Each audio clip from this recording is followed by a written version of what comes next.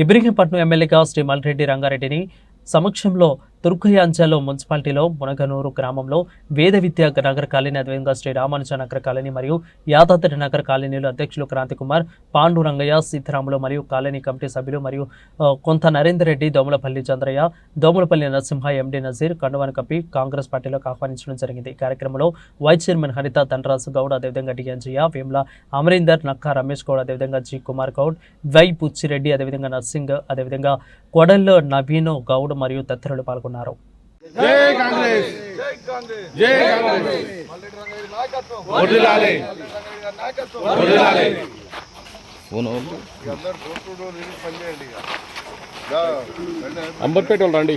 ఇక మీరు చేస్తారని చెప్పండి. ఇక అంబర్పేటకి రండి.